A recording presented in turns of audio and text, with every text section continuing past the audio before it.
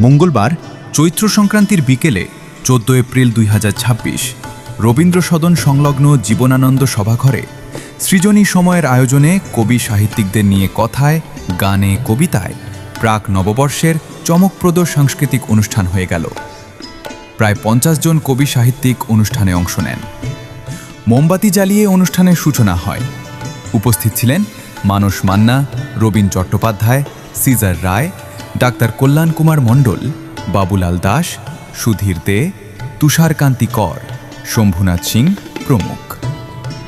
সকল অতিথি অভ্যাগতদের উত্তরীয়, ব্যাচ এবং স্মারক সম্মানে ভূষিত করেন রাকেশ নন্দী, কার্তিক নস্কর, গোপীকান্ত মেথুর, শ্রীকান্তময় সাঁতরা, শ্রীকান্ত ভট্টাচার্য, সঞ্জয় চ্যাটার্জি, সুকান্ত ভট্টাচার্য, মনোজ কুমার মান্না প্রমুখ।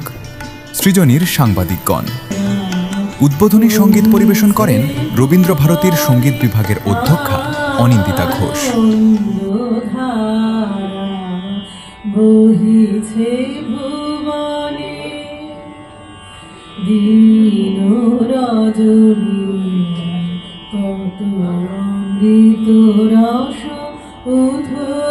অনুষ্ঠানে সিজার রায়ের প্রকৃত নাম অনিল রায় জোড়া শালিকের খোঁজে কাব্যগ্রন্থ প্রকাশ করেন শোভারানী মেমোরিয়াল কলেজের প্রাক্তন অধ্যক্ষ ডাক্তার কল্যাণ কুমার মণ্ডল।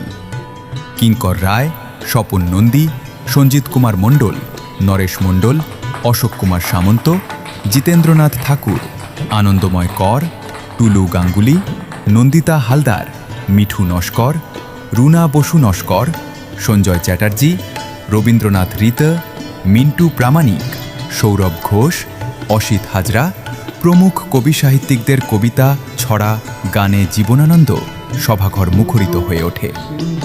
অনুষ্ঠানে সভাপতিত্ব করেন সিজার রায়।